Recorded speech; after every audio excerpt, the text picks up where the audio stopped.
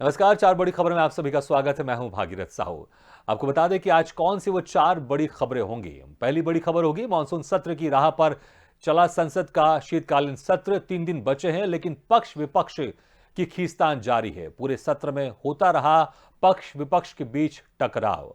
और दूसरी बड़ी खबर होगी एमपी विधानसभा के शीतकालीन सत्र का दूसरा दिन। सदन में गूंजेगा पंचायत चुनाव में ओबीसी आरक्षण का मुद्दा। ओबीसी पर स्थगन प्रस्ताव लाकर चर्चा की मांग करेगा विपक्ष।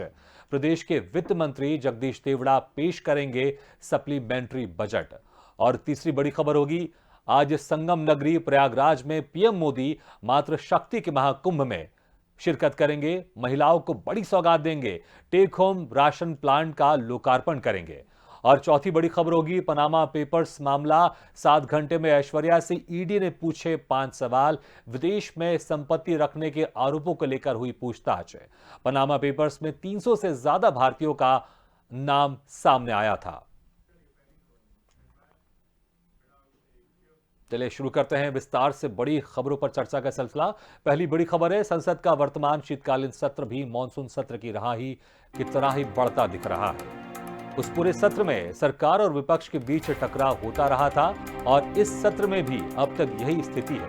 अब तक दोनों ही सदन बिना प्रभावी विपक्ष के चल रहे हैं। सरकार भी जरूरी विधायी कार्य बिना बहस के आनंद फानंद निपटा रही है। अंतिम 3 बैठकों में टकराव टालने के लिए बीच का रास्ता निकलने की सारी उम्मीदें खत्म हो चुकी है। हंगामे और गतिरोध के बीच संसद में तीनों कृषि कानूनों की वापसी का विधेयक, एनडीपीएस बिल, जजों के वेतन भत्ते और सेवा शर्तें, सीबीआई प्रवर्तन निदेशालय के प्रमुखों का कार्यकाल 5 साल तक बढ़ाने, जननीय प्रजनन उपचार उद्योग विनियमन बिल को संसद की मंजूरी मिल चुकी है। सत्र की समाप्ति में सिर्फ 3 दिन बचे हैं और लड़कियों की शादी की उम्र को 18 साल से बढ़ाकर 21 साल करने वाला बिल भी इसी तरह पास हो सकता है। बीते सत्र में पेगासस जासूसी कांड सरकार और विपक्ष के बीच टकराव की मुख्य वजह बनी थी। विपक्ष इस मुद्दे पर लगातार हंगामा करता रहा है और इसी दौरान सरकार ने 20 अहम विधेयकों को पारित करा लिया। इस सत्र में भी सरकार अपनी जरूरतों के अनुरूप विधायी कामकाज निपटाने में जुटी हुई है।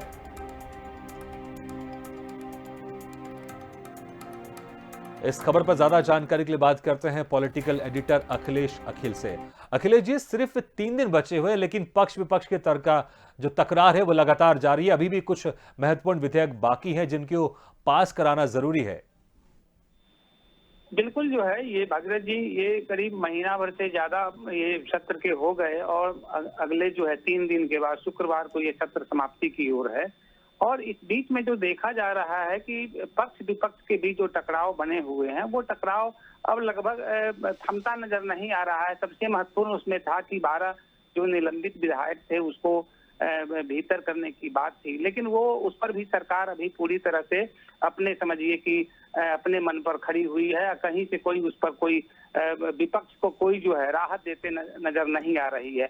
लेकिन सबसे महत्वपूर्ण चीज है कि जिस तरह से मानसून सत्र हंगामेदार रहा उसी तरह से यह सत्र भी समझिए कि अपने आप में टकराव का कारण ही बनता दिखा। और इस पूरे प्रकरण में जिस तरह से मानसून सत्र में समझिए कि सरकार अपने हिसाब से तमाम बिलों और विधेयकों को पारित करती रही, उसी तरह से यह इस सत्र में भी समझिए कि लगभग अभी तक जो खबर आ रही है कि 20 से ज्यादा विधेयक बिल जो है सरकार अपने पक्ष वाली पास करा चुकी है बिना बहस किए हुए। तो ये लोकतंत्र का एक अलग कहानी है। सबसे बड़ी चीज इसमें ये है कि विपक्ष हमेशा चाहता था पेगासस पर विस्तृत वो हो, चर्चा हो, उस पर किसानों के मसले पर भी चर्चा की बात थी। किसान जिस तरह से चीन का दखल भारत में हो रहा है उस पर भी चर्चा विपक्ष चाह रहा था, और महंगाई को लेकर, लखीमपुर खीरी कांड को लेकर, और सबसे अहम चीज जो समझिए कि 12 विधायकों के निलंबन को लेकर। लेकिन सरकार की तरफ से, सत्ता पक्ष की तरफ से इस पर कोई ध्यान नहीं दिया गया। अब ये भी एक कहा जा रहा है कि करीब 4-5 बिल ऐसे हैं जो सरकार के काम आ सकते हैं, चुनावी प्रक्रिया में वो काम आ सकते हैं, उसको इन 3 दिनों के भीतर में भी समझिए कि पास करा लिया जाएगा। तो कुल मिलाकर आप देखा जाए कि समझिए कि सत्ता पक्ष और विपक्ष के बीच भी यह समझिए कि शीतकालीन सत्र समझिए टकराव का सबब ही बना रहा इस पूरे पीरियड में। और 3 दिन के बाद समझिए ये सत्र खत्म हो जाएगा। सारी पार्टियां जो है अगले चुनाव की तैयारी में जुट गई है। एक बात और इसे लगता है कि सरकार भी नहीं चाहती है कि सत्र चले, और सत्र उसका पूरा का पूरा एक समझिए कि सरकार अपने पक्ष में ही जो चीजें उनको लग रहा था बिल्कुल। वो तो अपना अखिलेश जी, किया, इसी और बीच में विपक्ष जिस की तरह किसी से बात पर 20 उसने ध्यान नहीं जी दिया। अखिलेश जी, जिस तरह से 20 विधेयक सरकार ने इसको पारित करवा लिए, क्या ये सरकार की सफलता है? और उसको इससे ज्यादा फर्क नहीं पड़ता कि इस पर कितनी चर्चा हो रही, विपक्ष कितना चर्चा कर रहा है, उसके ये कोशिश रहती है क्या कि ज्यादा से ज्यादा जो विधेयक हैं जो सदन में आ रहे हैं उसको पारित करवा लिया जाए? सारे जो बिल या विधेयक जो पास होते हैं संसदीय कानून के तहत ही होती है, जो डेमोक्रेटिक सिस्टम है उसी के तहत ही होते हैं। लेकिन एक देश में एक समझिए कि यह भी एक नीति है कि किसी भी विधेयक बिल को पारित कराने से पहले उस पर चर्चा हो, विपक्ष का भी साथ लिया जाए, विपक्ष की भी सहमति ली जाए। लेकिन पिछले ये सत्र से ही देखा जा रहा है, मानसून सत्र से ही, कि सरकार जो है ना, जो भी डेमोक्रेटिक या संसदीय प्रक्रिया उसके तहत बिल और विधेयक को सरकार पास करा लेती है, विपक्ष की उसमें कोई भूमिका नहीं होती है।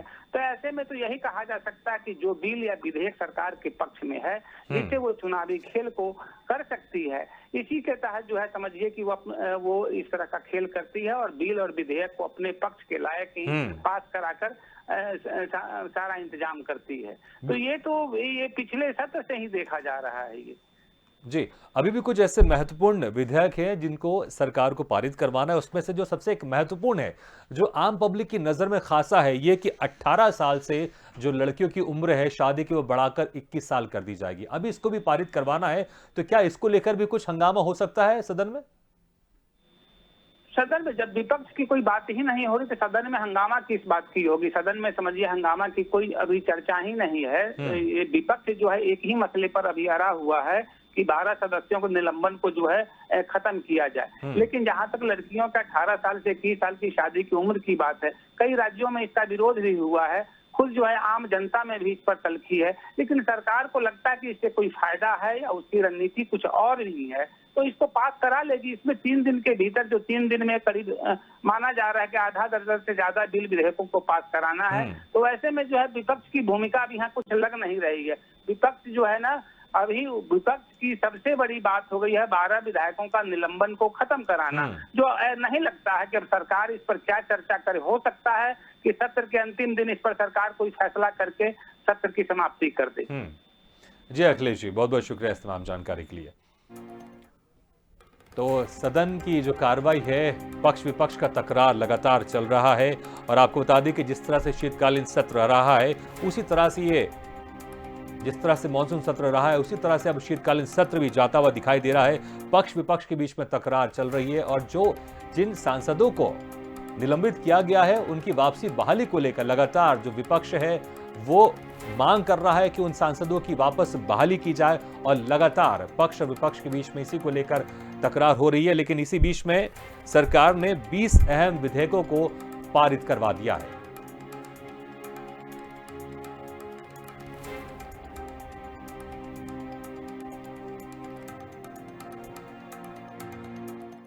और अब आपको विस्तार से बताते हैं दूसरी बड़ी खबर। मध्य प्रदेश विधानसभा के शीतकालीन सत्र का आज दूसरा दिन है। आज भी सदन हंगामेदार होने के पूरे आसार हैं। सदन में पंचायत चुनाव में ओबीसी आरक्षण का मुद्दा गूंजेगा, जहां ओबीसी आरक्षण के मुद्दे पर विपक्ष स्थगन प्रस्ताव लाकर चर्चा की मांग करेगा। वहीं प्रदेश के वित्त मंत्री जगदीश देवड़ा सप्लीमेंट्री बजट पेश करेंगे। साथ ही 5 महत्वपूर्ण विधेयक भी पेश किए जाएंगे। बता दें कि आज मध्य प्रदेश विधानसभा के शीतकालीन सत्र का दूसरा दिन है। सदन में पंचायत चुनाव में ओबीसी आरक्षण का मुद्दा गूंजेगा। स्थगन प्रस्ताव लाकर इस पर विपक्ष चर्चा कराने की मांग करेगा। वहीं प्रदेश के वित्त मंत्री जगदीश देवड़ा सप्लीमेंट्री बजट पेश करेंगे।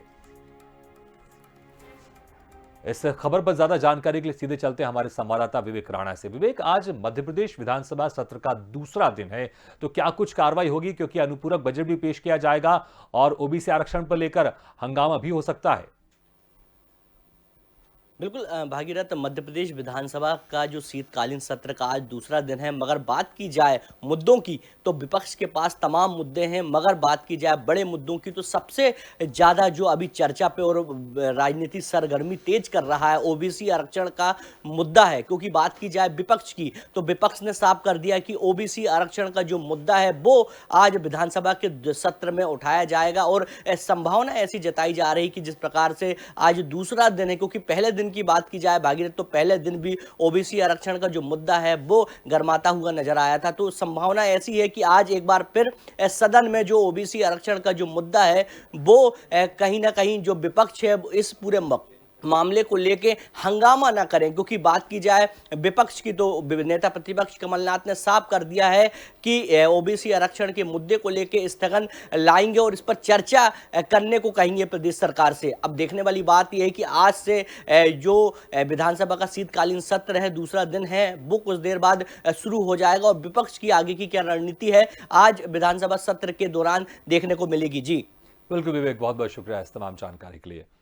तो आज सत्र का दूसरा दिन है, शीतकालीन सत्र का दूसरा दिन है और ओबीसी आरक्षण पर विपक्ष की तरफ से हंगामेदार होने के पूरे आसार हैं। और अगली तीसरी बड़ी खबर आपको बता रहे हैं, उत्तर प्रदेश में 2022 में होने वाले विधानसभा चुनाव से पहले उत्तर प्रदेश के हर कोने तक पहुंचने के प्रयास में लगे प्रधानमंत्री नरेंद्र मोदी आज प्रयागराज जाएंगे। वो यहां मातृशक्ति के महाकुंभ कार्यक्रम में शामिल होंगे। संगम नगरी प्रयागराज में पीएम मोदी स्वयं सहायता समूहों के बैंक खाते में 1000 करोड़ रुपए की राशि ट्रांसफर करने के साथ 202 सप्लीमेंट्री न्यूट्रिशन मैन्युफैक्चरिंग यूनिट का भी शिलान्यास करेंगे। इस दौरान उनका समूह में काम करने वाली 75 विशिष्ट महिलाओं से संवाद का भी कार्यक्रम है। इस प्रोग्राम में 2 लाख महिलाओं के जुटने का अनुमान है। इस खबर पर ज्यादा जानकारी के लिए बात करते हैं यूपी एडिटर अकील सिद्दीकी से। अकील, आज प्रधानमंत्री नरेंद्र मोदी प्रयागराज जाएंगे, विस्तार से बताएं क्या कुछ खास कार्यक्रम है उनके वहां पर?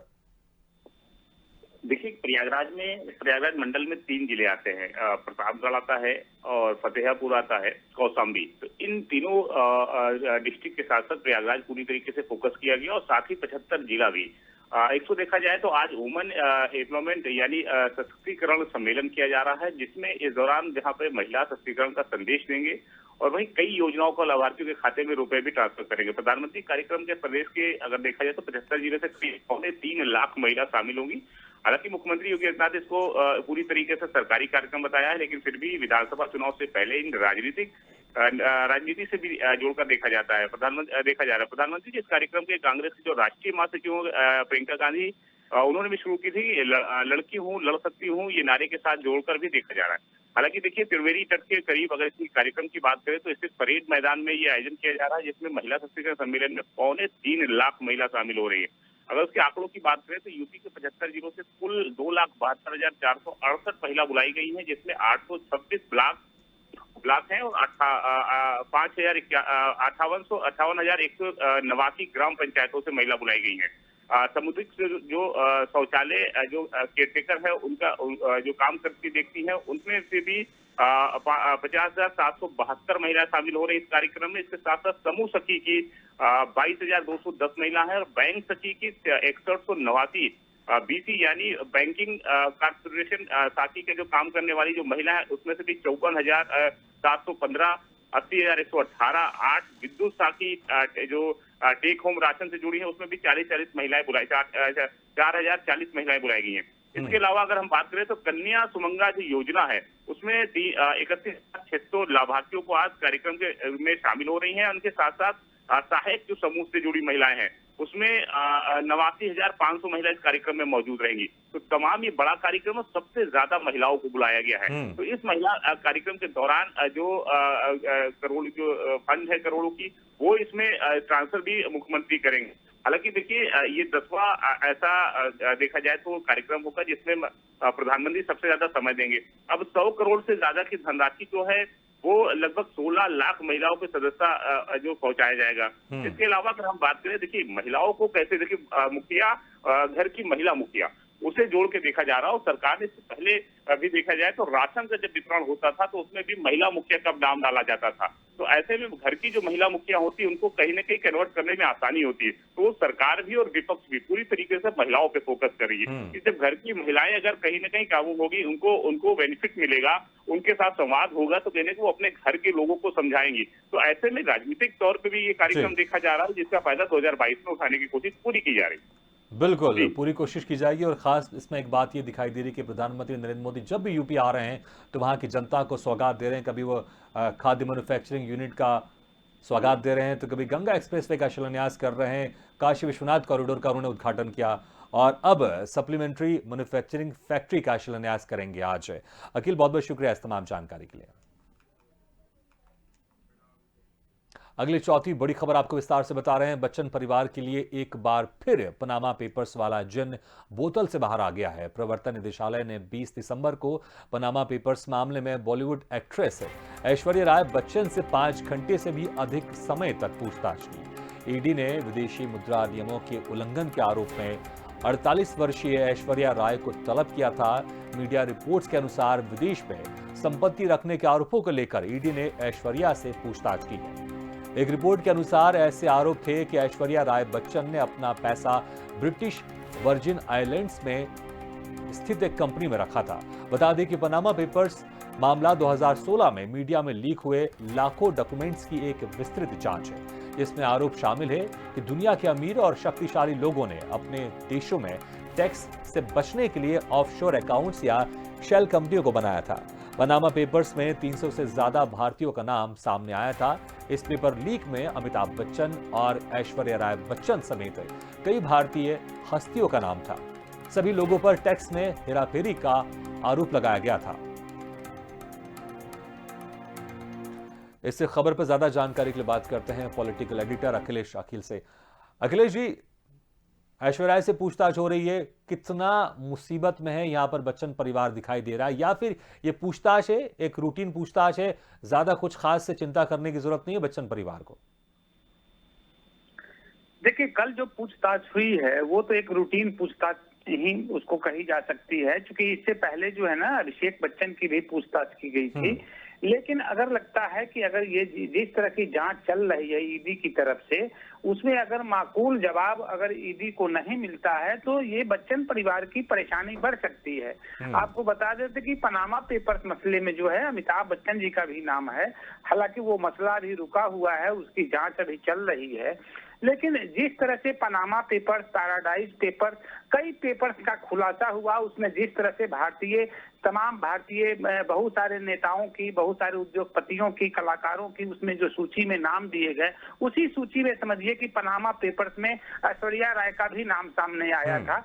और इसमें जो है मनी लॉन्ड्रिंग का मामला ये बनता है। मनी लॉन्ड्रिंग की कहानी के तहत ही समझिए कि उनसे ये पूछताछ की जा रही है। और जिस तरह से कहा जा रहा है कि ब्रिटिश वर्जिन आइलैंड में जो समझिए कि जितना भी ये समझिए कि कैरेबियन देश में जो पनामा देश के अलावा कई छोटे छोटे देश हैं जिसको टैक्स हेवन कहा जाता है, और वहीं पर समझिए कि ये जो है ना ब्रिटिश वर्जिन आइलैंड जो कंपनी है उसमें समझिए कि कहा जा रहा है कि वो कंपनी जो है एक कंपनी इनकी थी, और ये जो है मोन्टेक फोन्सेका नाम की एक कंपनी इन्होंने बनाई थी जिसमें $50,000 की वो पेडअप कैपिटल था उसका, वो जो इनके नाम से दर्ज है, उसकी डायरेक्टर भी ये रही हैं।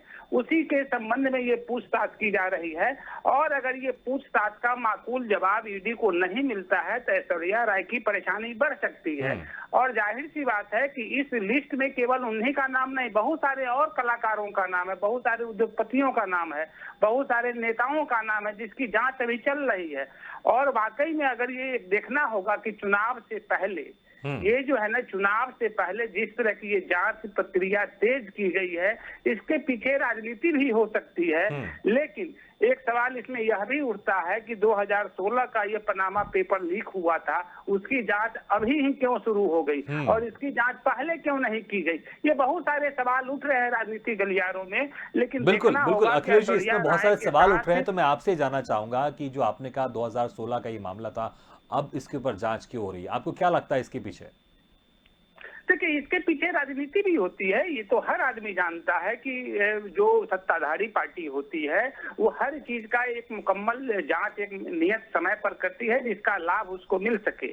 अब जाहिर सी बात है, चूंकि इसमें जो है ऐश्वर्या राय का परिवार, या समझिए कि उनकी जो ऐश्वर्या राय की जो सास जी है, वो समझिए कि जया बच्चन, वो जो है समाजवादी पार्टी की राजनीति करती है। और जाहिर सी बात है, जिस तरह से राज्यसभा में कल आपने नोकझोंक भी देखा होगा, उनसे एक सवाल किया गया तो काफी बिफर पड़ी, काफी गुस्सा में हो गई। जाहिर सी बात है, कहीं न कहीं से वो उनको लग रहा है कि टारगेट किया जा रहा है। इसी तरह की कहानी कई और नेताओं के साथ भी है।